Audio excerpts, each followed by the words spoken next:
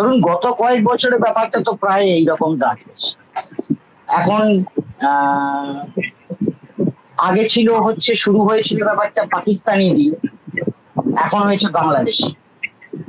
এখন এই যে আদারাইজেশন, এটা আমরা যদি বা অপরিকরণ, এটা যদি আমরা দেখি আন্তর্জাতিক ভাবে, এটা সমস্ত দক্ষিণপন্থী রাজনীতির একদম প্যাটার্নের অংশ।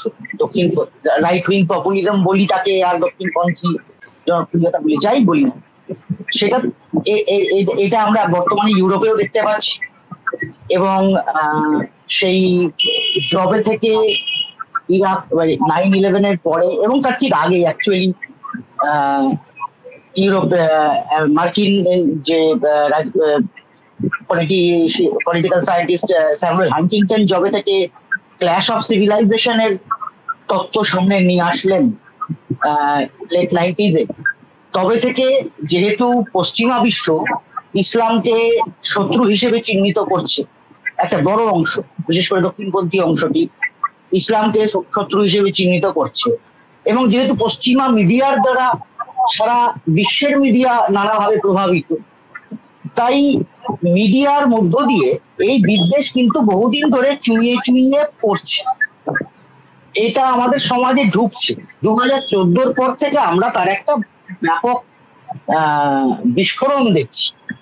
এখন এই যে এইখানকার যে ঘটনাটা, এই ট্রেনের ঘটনাটা কি হয়েছে সেটা বাইরে থেকে আমাদের পক্ষে পুরোপুরি বোঝা সম্ভব। দুপক্ষ দুরকম বয়ান দিচ্ছেন, দুপক্ষই পুলিশের কাছে আলাদা আলাদা অভিযোগ করেছেন, এক্ষেত্রে ঠিক কি আমরা জানি। কিন্তু এই ঘটনাটাকে দেখে যে মুসলিম সমাজের একটা বড় অংশ আতঙ্কিত, সেটা কেন, এটা আমরা খুব স্পষ্ট বুঝতে পারি। কারণ এই রকম ঘটনা দেশের বিভিন্ন প্রান্তে লাগাতার ঘটে চলেছে। ট্রেনে একজন দাড়িওয়ালা বৃদ্ধকে, দাড়ি এবং টুপিওয়ালা বৃদ্ধকে আমরা দেখছি ট্রেনের মধ্যে একদল যুবক হ্যারাস করছে, মারধর করছে, জয় শ্রীরাম বলতে বলছে, তার হাত থেকে খাবারের কৌটো কেড়ে নিচ্ছে। বিভিন্ন জায়গায় এই ঘটনা আমরা দেখছি। উত্তরপ্রদেশ, হরিয়ানাতে এবং রাজস্থানে এই একাধিকবার আমরা দেখলাম কি না, গোমাংসের অভিযোগে হত্যা হয়ে গেল। শেষমেশ একজন ব্রাহ্মণ সন্তান হত্যা হয়ে যাওয়ার ফলে শুনলাম হত্যাকারী খুব অনুতপ্ত হয়েছে যে মুসলিম ভেবে ভুল করে এক ব্রাহ্মণ সন্তানকে মেরে ফেলেছে। কিন্তু এই ঘটনা তো চারদিকে ঘটছে, এবং এটার প্রভাব বাংলা রাজনীতিতে অন্যভাবে পড়ছে। কিভাবে পড়ছে? যে মুসলিমরা আর তাদের যেগুলো মুসলিম অধ্যুষিত এলাকা, যে সমস্ত অঞ্চলগুলোতে, সেখানকার আর্থসামাজিক সমস্যা বা ইত্যাদি ইস্যুগুলোকে নিয়ে তারা সামনে আসতে পারছেন না, কারণ তাদের কাছে প্রোটেকশনটাই এত বড় হয়ে গেছে। এই 2024 লোকসভা নির্বাচনের আগে যখন নদিয়া, উত্তর 24 পরগনা, দক্ষিণ 24 পরগনার বিভিন্ন মুসলিম অধ্যুষিত এলাকাগুলোতে গিয়েছিলাম, লোকজনের সঙ্গে কথা বলছিলাম, বিভিন্ন জায়গায় দেখা যাচ্ছিল যে স্থানীয় স্তরে তৃণমূলের, কংগ্রেসের প্রতি, তাদের পঞ্চায়েত মেম্বারদের প্রতি, পঞ্চায়েত সমিতি, জেলা পরিষদ, এই সমস্ত নিয়ে, বিধায়ক, এই সমস্ত নিয়ে ব্যাপক ক্ষোভ আছে। চাঁদাবাজির ক্ষোভ আছে, এই কাটমানির ক্ষোভ আছে, এই সমস্ত নানা রকম রয়েছে। কিন্তু ক্ষোভ থাকলে কি হবে? তারা একটা অঙ্কেই তৃণমূলকে ভোট দেওয়ার কথা, আমার সাথে কয়েকজন যারা একদম কট্টর বাম, যারা ট্র্যাডিশনাল বাম মুসলিম, তারা বললেন যে কিছু করার নেই, সিপিএম তো আমাকে প্রোটেকশন দিতে পারবে না, এখানে আর কিছু না পাই, অন্তত এই টুপি আর দাড়িটা নিয়ে সেফলি বেরোতে পারছি। কিন্তু এই ট্রেনের ঘটনাটা তাদের অনেকের মধ্যে একটা আতঙ্ক তৈরি করেছে যে তাহলে কি পশ্চিমবঙ্গটা আবার সেফ রইল না? এই ঘটনাটা ঠিক কি হয়েছে, এর মধ্যে সত্যি সাম্প্রদায়িকতা আছে কিনা, এটা আমরা এখনো জানি না, এটা স্পষ্ট হয়নি। কিন্তু যেহেতু সারা দেশেই ঘটনা ঘটে চলেছে এবং একটা এবং শীর্ষ স্তর থেকে দেশের রাজনীতিবৃন্দ এবং প্রশাসনের শীর্ষ স্তর থেকে বিদ্বেষমূলক প্রচার চলছে। অসমের মুখ্যমন্ত্রী, তিনি অসমে শুধু নয়, ঝাড়খণ্ডে এসে যে প্রচার করেছেন, বাংলাদেশি নামে সমগ্র বাঙালি মুসলিম সমাজকে যেভাবে আক্রমণ করেছেন, আমাদের রাজ্যের বিরোধী দলনেতা যেভাবে রাজ্যের মুখ্যমন্ত্রীকে দিনের পর দিন খালা, বেগম, ফুফা বলেছেন এবং সেগুলোকে নর্মালাইজ করেছেন, এই ঘটনাগুলো তো চোখের সামনে ঘটছে। এবং বাঙালি হিন্দুর সাম্প্রদায়িকতা যেমন সত্য, বাঙালি হিন্দুর সেকুলারিজমও তেমন সত্য। দুটোর কোনোটাই আমাদের ইতিহাসের বাইরে নয়। 19th সেঞ্চুরি বেঙ্গলের হিস্ট্রি দেখলে আমরা এই দুই হিন্দু সমাজের কনফ্রন্টেশন বারবার দেখতে পাবো। একদিকে ওই রামমোহন রায়ের ব্রাহ্ম সমাজ আন্দোলন এবং ডিরোজিওর ইয়ং বেঙ্গল প্রভাবিত যে লিবারাল আইডিয়াস, সেটার ধাক্কা সমাজে আসছে। তার কাউন্টার ব্লাস্ট বলুন আর যাই বলুন, তাতে বুধ মুখোপাধ্যায়দের মতো রক্ষণশীলদের উত্থান হচ্ছে। এরই মাঝখানে যখন দলে দলে দলিতরা আস্তে আস্তে, এই যে আমাদের এখানে সম্প্রতি শিব মন্দিরের ঘটনাটা আপনারা তো সবাই জানেন, দলিতদেরকে ঢুকতে দেওয়া হচ্ছিল না মন্দির। তো আমাদের পূর্ব বাংলা যে মুসলিম হলো, তার একটা মানে মুসলিম মেজরিটি হয়ে উঠলো, তার একটা কারণ তো হিন্দু সমাজের মধ্যেকার জাতপাত, যেটা একসময় একটা অংশের দলিতদেরকে ইসলামের দিকে ঠেলে।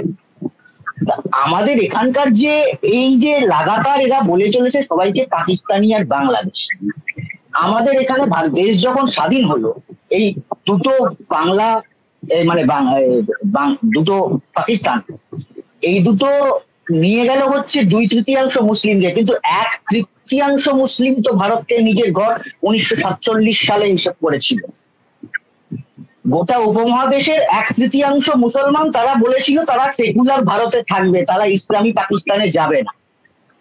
তো তাহলে এই যে লাগাতার গত 10 বছর ধরে সমস্ত মুসলমানদেরকে হয় পাকিস্তানি নয় বাংলাদেশি, উর্দু বললে পাকিস্তানি, বাঙালি বাংলা বললে বাংলাদেশি, এই একটা ব্র্যান্ডিং চলছে।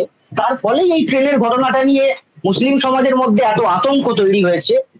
এই ঘটনাটা আসলে যাই হোক না কেন, ঘটনাটার বিষয় না গিয়েও আমরা এইটুকু বলতেই পারি, একদিক থেকে ইনফরমালি কার্যত মুসলিমদেরকে দ্বিতীয় শ্রেণীর নাগরিক বানিয়ে দেওয়া হয়েছে।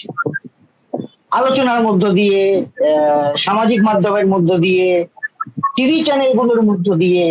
টিভি চ্যানেলগুলোতে আজকে আমরা যে যে ধরনের হেডলাইন দেখি এবং আলোচনার বিষয় দেখি, এটা বাংলা চ্যানেলে কম ছিল, হিন্দিতে এইটা সবার আগে এই রোগটি ঢুকেছিল, এবং এখন সেটা যেহেতু ওই দিল্লি হেডকোয়ার্টার বিভিন্ন চ্যানেল বাংলাতেও তাদের শাখা খুলেছে, তো তারা তাদের মিডিয়া রাজনীতিটা তারা ওখানে বাংলাতে ইমপ্লিমেন্ট করছেন।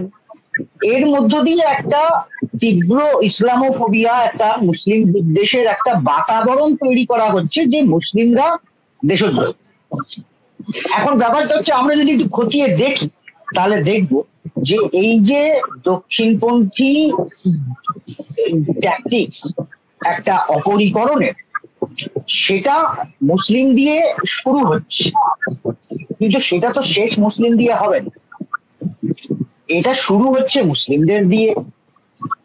মুসলিমরা যতক্ষণ না পর্যন্ত কর্নার করা যাচ্ছে এবং তাদের রিসোর্সেস গুলোকে গ্র্যাব করা যাচ্ছে, তাদের সম্পদে হাত দেওয়া যাচ্ছে, ততক্ষণ পর্যন্ত যে ভারতে শাসন ক্ষমতা ঐতিহাসিকগতভাবে অধিকাংশ ভারতের ঐতিহাসিকগতভাবে ব্রাহ্মণ এবং অন্যান্য উচ্চ বর্ণের হাতে থেকেছে, তারা এখন দলিতদের সঙ্গে একটা বন্ধুত্বের মধ্য দিয়ে যাচ্ছে, যতক্ষণ না মুসলমানদেরকে সাইড করে তাদের সম্পদগুলোকে হাতানো যায়, তাদেরকে সম্পদের যে সামাজিক বন্টন সেই প্রক্রিয়া থেকে বার করে দেওয়া।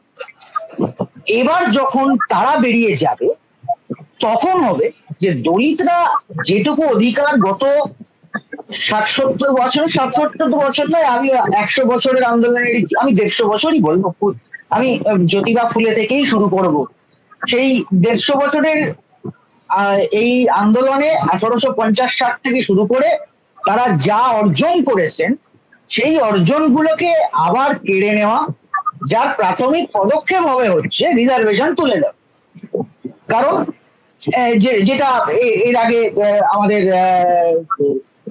মোহন ভাগবত বাবু বলেছিলেন, পরে বিজেপির চাপে নির্বাচনী ইকুয়েশনের কারণে ঢোক গিলেছেন, কারণ ওটা হচ্ছে ওদের লং টার্ম এজেন্ডা, ওটা ওদের ইমিডিয়েট এজেন্ডা না। ইমিডিয়েট এজেন্ডাটা হচ্ছে আগে শত্রু একটা একটা করে ধর।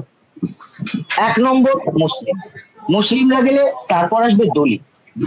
এইটার মাঝখানেই কিন্তু একই সঙ্গে মুসলিমদের সঙ্গেই এই যে আগের দিন শুভেন্দু বাবু যাদবপুরে গিয়ে বলেছেন যে সেকু মাকুদের বার করে দিতে হবে, যে সেকু মাকুরা হচ্ছে আরেকটা দ্বিতীয় টার্গেট। সেকু মাকু, এই যে নতুন শব্দটা গত 10 বছরে আমরা এখানে পরিচিত দেখেছি, মানে আমরা এইটা কখনো বাঙালি হিসেবে একজন বড় হয়ে এইটা কখনো ভাবিনি যে অসাম্প্রদায়িক হওয়াটা একটা গালাগালি। তো এই উদার হওয়াটা গালাগালি। তো অসাম্প্রদায়িকতা, উদারতা এগুলোকে গালাগালিতে যারা পরিণত করেছে তারা মুসলমান এবং এই বাংলার সংস্কৃতির যে উদার অংশ তাদের, এদেরকে সাইজ করলে তবেই তো দলিত এবং আদিবাসী, যে আদিবাসীদের দখলে জঙ্গলগুলি রয়েছে এবং যে জঙ্গলগুলির এবং পাহাড়গুলির নিচে সম্পদ রয়েছে, যে সম্পদের দিকে মাননীয় আদানি বাবু এবং মাননীয় আম্বানি বাবুদের বিভিন্ন রকম নজর রয়েছে, সেই সমস্যাগুলোর তো সমাধান হবে না। ধাপে ধাপে এগুলোকে আলাদা করতে হবে। এটা তখনই সম্ভব যদি এই যে মানুষ এক্সপ্লয়টেশনের বিরুদ্ধে মানুষের প্রতিরোধ, সেটাকে আইডেন্টিটির প্রশ্ন দিয়ে ভেঙে দেওয়া যায়। সুতরাং সারা বিশ্বে দক্ষিণপন্থীরা আইডেন্টিটির প্রশ্নকে সামনে নিয়ে আসে, সংস্কৃতির নামে তারা এক এক করে ধাপে ধাপে মাইনরিটিদেরকে ছাড়তে থাকে, যাতে মেজরিটির একদম ক্রিমি লেয়ারে যে ওই প্রথম 2 এবং 1% হাতে শেষ পর্যন্ত ক্ষমতাটা কুক্ষিগত হয়। এবং এই মুহূর্তে যেটা তানভীরজি বলছিলেন যে একটা পর্দা প্রচলন যেন বেড়েছে, এটা তো সারা পৃথিবীতে সমস্ত ধর্মের ক্ষেত্রে আমরা দেখতে পাচ্ছি ধার্মিকতার একটা বৃদ্ধি হচ্ছে। সেটা সম্ভবত গত 100-150 বছরে সেকুলারিজম যে প্রভাব বিস্তার করেছে তার রিয়াকশনে যে কনজারভেটিভ অংশগুলো তারা মাথাচাড়া দিয়েছে, তারা এখন আবার মহিলাদেরকে ঘরে ঢোকাতে চাইছে। আপনারা যদি সারা পৃথিবীতে দক্ষিণপন্থী শক্তিগুলোর উত্থান দেখেন, তাহলে সব ক্ষেত্রে এর সঙ্গে ধর্ম অঙ্গাঙ্গি ভাবে জড়িত। সেটা পশ্চিম এশিয়াতে হোক, সেটা ইউরোপে হোক, শুধু ইস্ট ইউরোপ নয়, ওয়েস্ট ইউরোপেও তাই। জার্মানিতে হচ্ছে তাই, ফ্রান্সে হচ্ছে তাই, নেদারল্যান্ডসে হচ্ছে তাই, হাঙ্গেরিতে হচ্ছে তাই, আমেরিকায় তো ট্রাম্প মহাশয় তাই করছেন। উনি তো প্রথমেই এসে বলেছেন যে উনি খ্রিস্টান খাতরে মেয়ে, ক্ষমতায় এসেই বলে দিয়েছে। আর 67% খ্রিস্টানের দেশে খ্রিস্টান খাতরে মেয়ে। এখানে এরা বলছে হিন্দু খাতরে মেয়ে। ওখানে বাংলাদেশে জামাতি ইসলামী 90% মুসলমানের দেশে বলছে ইসলাম খাতরে মেয়ে।